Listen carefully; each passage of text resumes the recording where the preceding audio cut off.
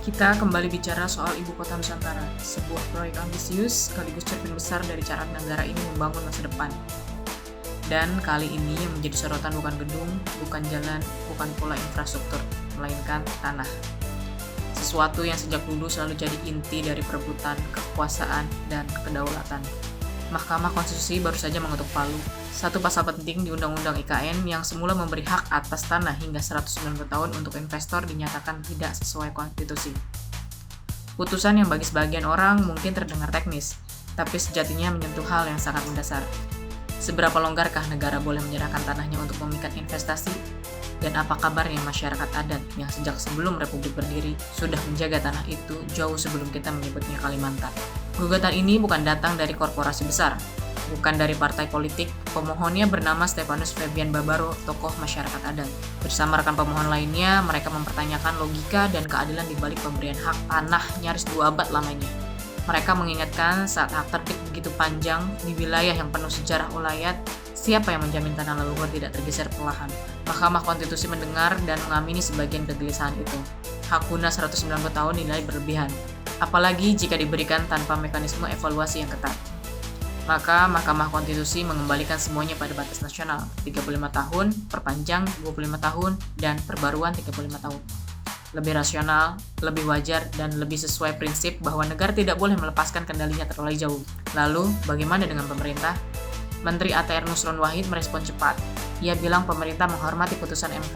Ia yakinkan bahwa kepastian berusaha tetap terjaga, bahwa pembangunan IKN tidak akan terganggu, dan bahwa investor tidak perlu gentar hanya karena durasinya dipangkas. Tapi pernyataan publik tak berhenti di situ. Betulkah investor tidak terpengaruh? Atau mereka sebenarnya sedang menimbang ulang, membandingkan resiko dengan peluang sambil menghitung apakah masa hak yang lebih pendek masih sepadan dengan modal yang ditanam? Dan yang jauh lebih penting, apakah pembangunan IKN memang harus bergantung pada insentif sebesar itu? Atau kita perlu bertanya ulang, apa sebenarnya yang ingin kita bangun? Sebuah kota yang tergesa-gesa dibangun dengan segala kelonggaran hukum? Atau sebuah ibu kota yang tegak di atas kepastian hukum, yang kokoh, transparansi, dan penghormatan terhadap hak-hak masyarakat lokal? Sejak awal, pemerintah memang punya logika tersendiri. IKN adalah proyek raksasa, resikonya besar, modalnya mahal, dan jangka waktunya panjang.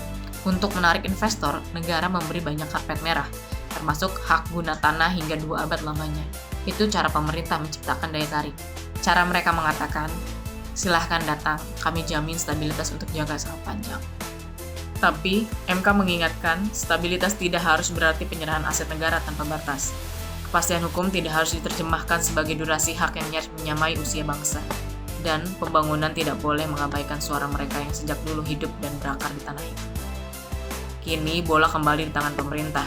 Aturan turunan harus diperbaiki, skema hak tanah harus disesuaikan, dan pemerintah harus bekerja ekstra untuk menjaga minat investor tanpa lagi melampaui batas konstitusi. Karena pada akhirnya IKN bukan hanya soal relokasi gedung pemerintahan.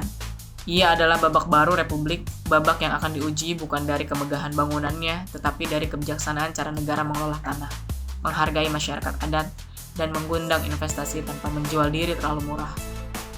Kita tentu berharap IKN benar-benar menjadi simbol masa depan, bukan simbol kompromi yang melupai keadilan, bukan pula kota yang lahir dari negosiasi panjang, dengan hak guna tanah yang bahkan melebihi usia 2 generasi manusia.